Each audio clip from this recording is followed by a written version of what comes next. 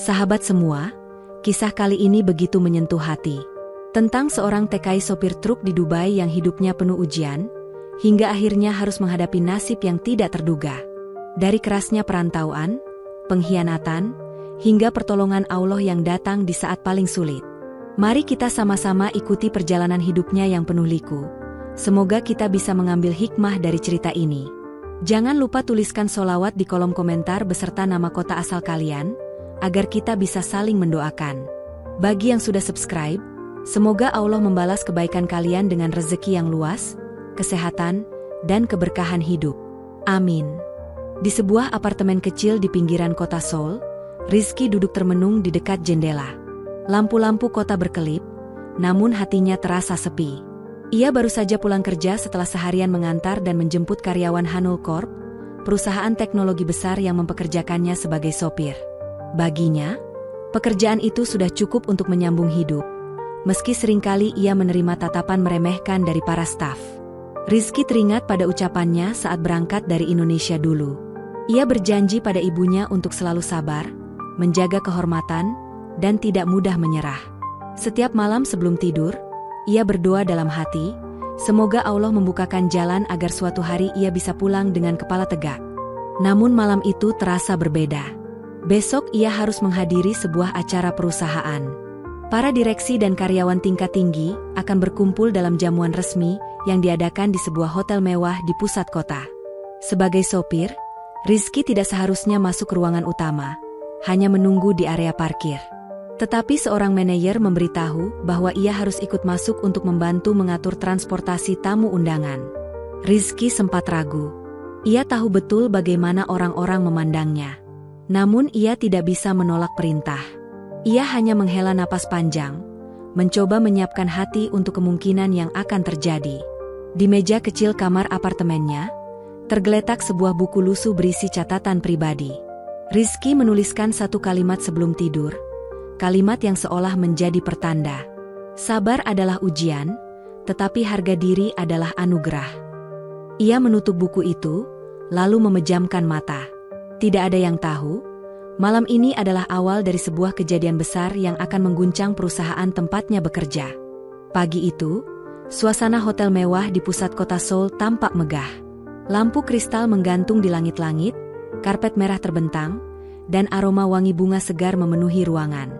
Para tamu undangan berdatangan dengan setelan jas rapi, sementara Rizky berdiri di pojok ruangan dengan seragam sopir sederhana. Ia berusaha menunduk, tidak ingin menarik perhatian. Namun takdir justru membawa langkahnya ke arah yang tak pernah ia bayangkan. Saat Rizky sedang mengatur jadwal kendaraan untuk para tamu, tiba-tiba suara lantang seorang pria memanggil. Itu adalah Han Ji-hoon, sang CEO muda Hanul Corp yang dikenal arogan. Dengan senyum sinis, ia menunjuk Rizky di hadapan puluhan karyawan dan tamu undangan. Lihat, inilah contoh nyata orang yang tidak tahu tempat. Hanya sopir biasa, tapi berani berdiri di ruang ini seolah bagian dari kita, ucap Ji-hoon dengan nada menghina. Tawa kecil terdengar dari beberapa karyawan. Ada yang menutup mulut sambil menahan geli, ada pula yang terang-terangan menertawakan. Wajah Rizky memerah, bukan karena marah, melainkan karena menahan rasa malu yang menyengat hingga ke dadanya. Ji-hoon melangkah lebih dekat. Dengan suara yang dibuat lebih keras agar semua mendengar, ia berkata lagi, "Kamu tahu diri saja. Orang kampung miskin sepertimu tidak pantas berada di antara orang berkelas. Pergi dan tunggu di parkiran." Suasana ruangan hening sejenak, lalu diikuti bisikan-bisikan meremehkan. Mata semua orang tertuju pada Rizky.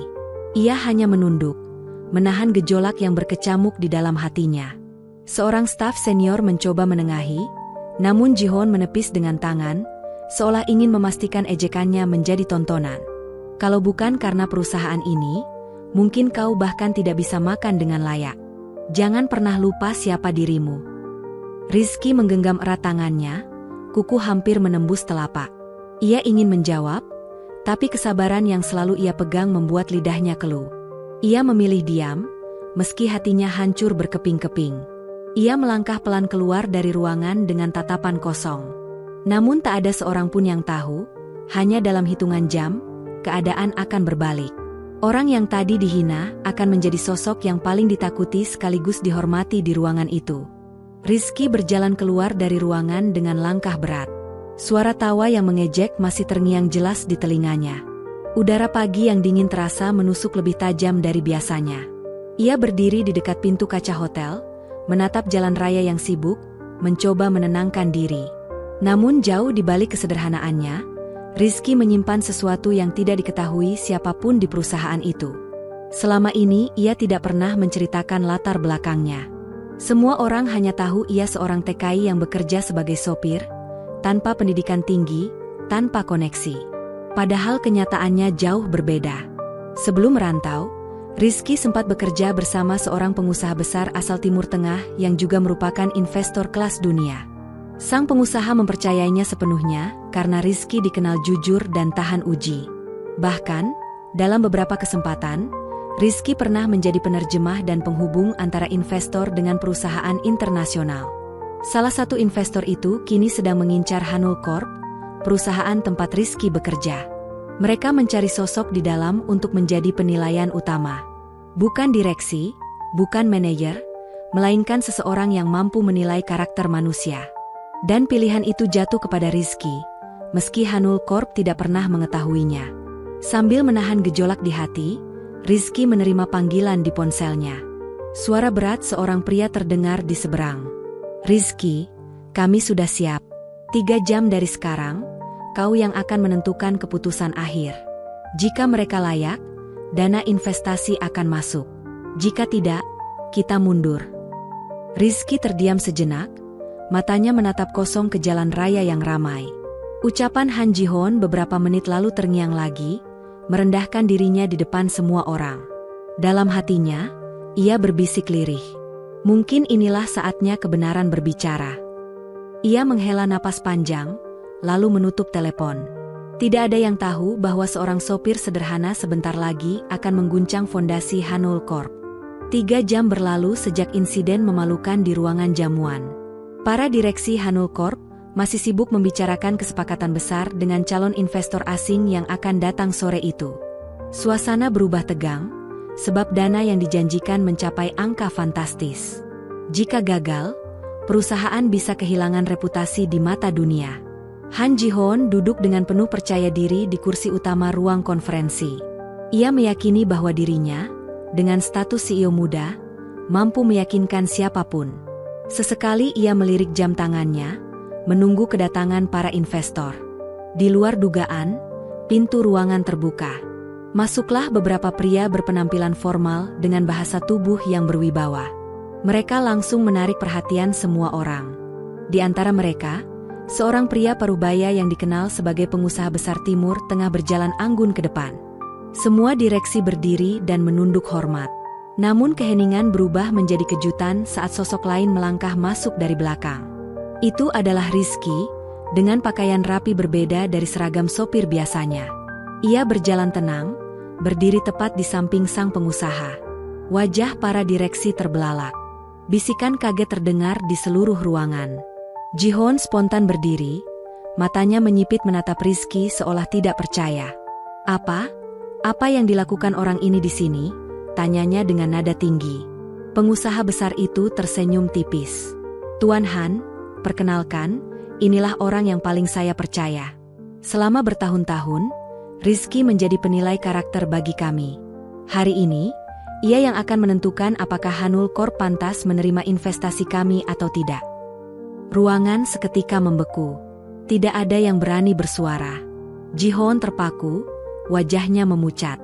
Karyawan yang dulu menertawakan Rizky kini menunduk malu, tak berani menatap. Rizky menatap sekeliling. Ia tidak menunjukkan dendam, namun tatapannya dalam dan menusuk. Suaranya terdengar tenang, tetapi mampu membuat seluruh ruangan berguncang. "Tadi pagi aku disebut tidak pantas berada di ruangan ini. Sekarang, aku yang akan memutuskan apakah perusahaan ini layak bertahan atau runtuh." Semua orang di ruang konferensi terdiam membeku. Tak ada lagi tawa mengejek, tak ada lagi bisikan merendahkan. Tatapan mereka kini penuh ketegangan, menunggu apa yang akan dikatakan Rizky. Han Ji-hoon mencoba tersenyum kaku, berusaha menutupi kegugupannya.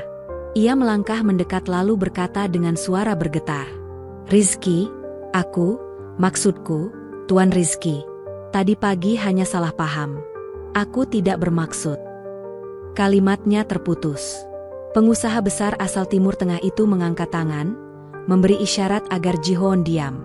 Semua mata kini tertuju pada Rizky, pria yang sebelumnya dianggap tak lebih dari sopir biasa. Rizky melangkah perlahan menuju kursi utama, lalu berhenti tepat di depan meja rapat. Tangannya ia letakkan di permukaan meja, menatap satu persatu direksi yang dulu meremehkannya. Suaranya terdengar jelas, penuh ketenangan, namun terasa berat seperti palu yang menghantam. Ketika aku bekerja sebagai sopir di sini, aku tidak pernah menuntut penghargaan berlebih. Aku hanya ingin diperlakukan sebagai manusia yang punya harga diri. Namun yang kuterima justru hinaan di depan banyak orang. Hari ini aku diberi kesempatan untuk menilai, dan yang kulihat adalah kesombongan yang menutup mata kalian dari rasa hormat. Beberapa direksi menunduk semakin dalam, wajah mereka pucat. Ji-hoon mencoba membuka mulut lagi, tetapi suara Rizky memotong dengan tegas. Investasi ini seharusnya menjadi peluang besar, tapi aku tidak bisa membiarkan dana sebesar itu masuk ke tangan orang yang tidak mampu menghargai manusia. Bagiku, kesombongan adalah tanda kehancuran. Ruangan bergemuruh. Ji-hoon mendadak jatuh terduduk di kursinya, keringat dingin membasahi dahinya. Ia berusaha meraih lengan Rizky, hampir seperti memohon. Tolong, jangan lakukan ini. Aku salah. Namun keputusan sudah diambil. Pengusaha besar itu mengangguk pelan pada Rizky, lalu berdiri. Jika penilaianmu sudah jelas, maka tidak ada lagi yang perlu dibicarakan. Detik itu juga, seluruh rencana Hanul Corp hancur berantakan. Seluruh direksi tersungkur, bukan hanya secara bisnis, tetapi juga di hadapan sosok yang selama ini mereka remehkan. Rizky menatap Ji-hoon yang kini berlutut di depannya, wajahnya penuh penyesalan. Ingatlah, kata Rizky pelan, rendahkanlah dirimu, maka Allah akan meninggikanmu. Tapi jika kau meninggikan dirimu dengan kesombongan, kau akan direndahkan di depan semua orang. Han Ji-hoon masih berlutut di lantai, tangannya gemetar, matanya merah menahan malu. Para direksi yang biasanya selalu membanggakan dirinya kini tak berani menoleh, seolah-olah semua kekuasaan yang ia miliki lenyap begitu saja. Rizky berdiri tegak, tidak menunjukkan senyum kemenangan, melainkan ketenangan yang menusuk. Suara napasnya terdengar jelas di antara hening ruangan. Semua menunggu, berharap ia memberikan kesempatan kedua. Selama ini, ucap Rizky perlahan, aku hanya dianggap bayangan, tak bernilai, tak layak dipandang. Tapi hari ini Allah menunjukkan bahwa harga diri seorang manusia tidak bisa diukur dengan jabatan atau harta. Ji-hoon menunduk semakin dalam. Kata-kata itu seperti cambuk yang menghantam harga dirinya. Ia mencoba berbicara, tetapi suaranya serak.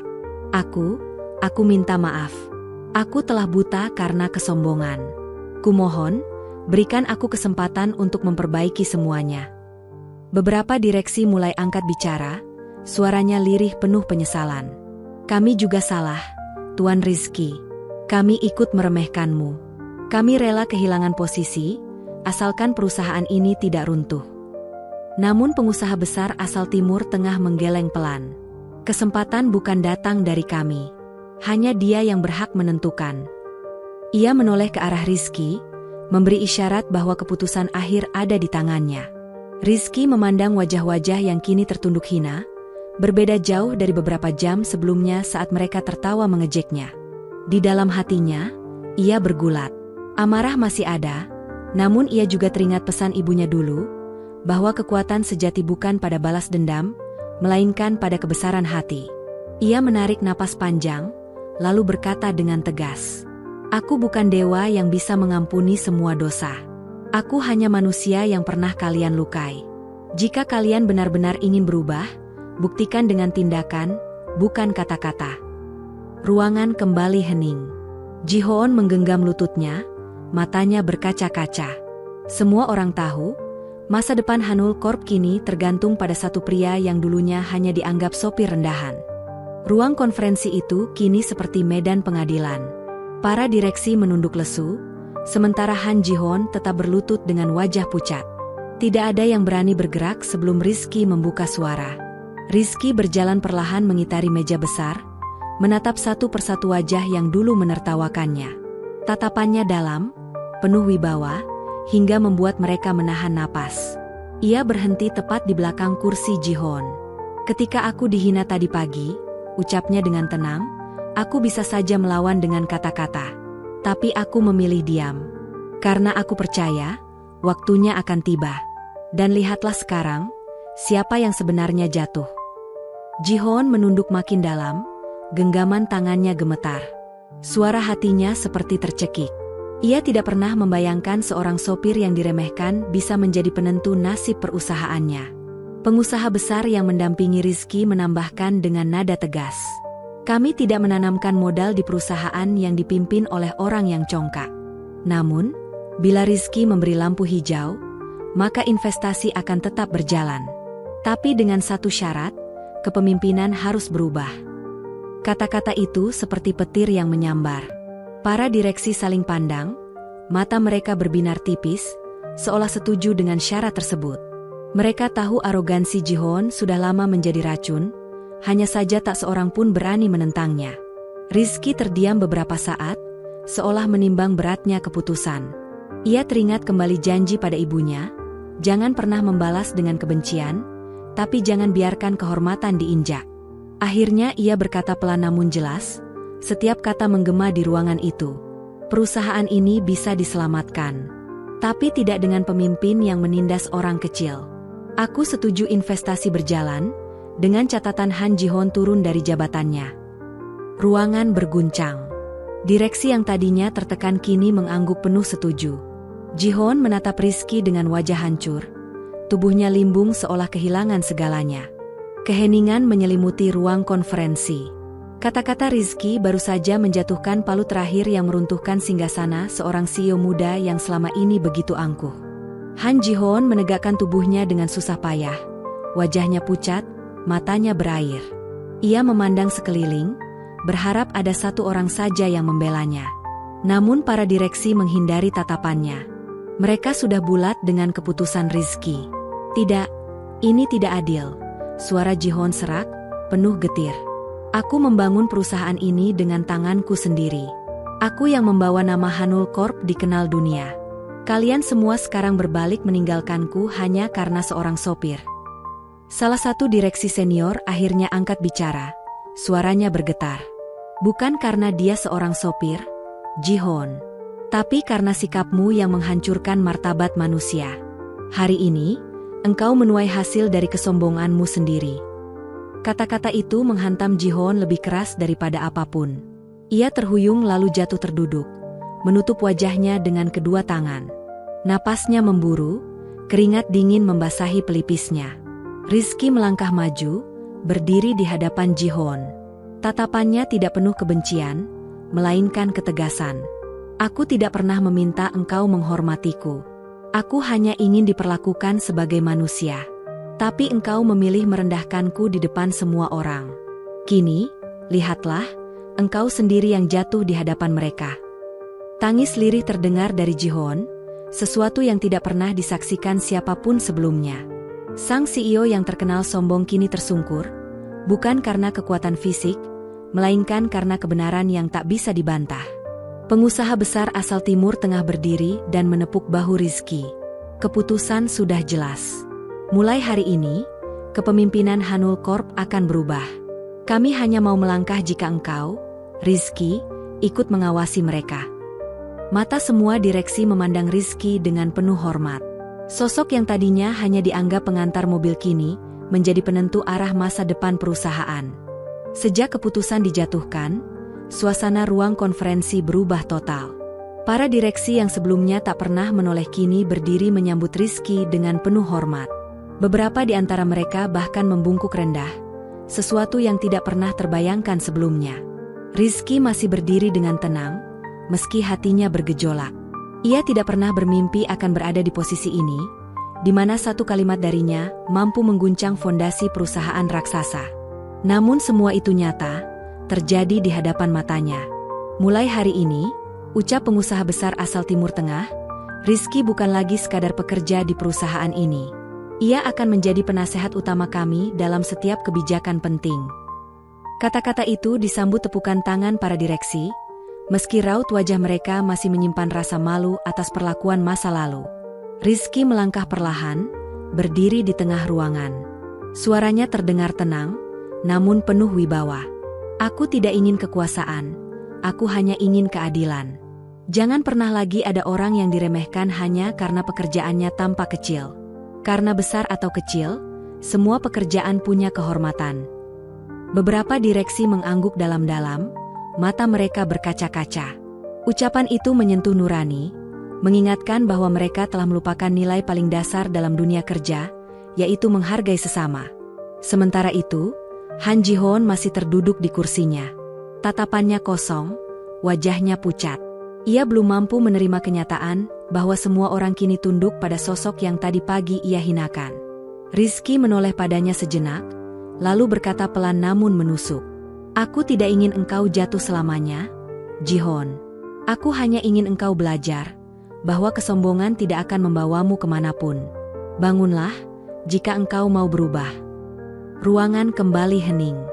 Semua menunggu bagaimana respon Ji-hoon atas kata-kata itu. Ruangan itu terasa berat, seakan setiap detik menunggu keputusan terakhir dari Han Ji-hoon. Sang mantan CEO perlahan mengangkat wajahnya, matanya sembab dan penuh penyesalan. Tatapannya beralih pada Rizky yang berdiri tegak di hadapannya, sosok yang dulu ia anggap tak lebih dari seorang sopir rendahan. Dengan suara serak, Ji-hoon akhirnya berbicara. Rizky, aku kalah.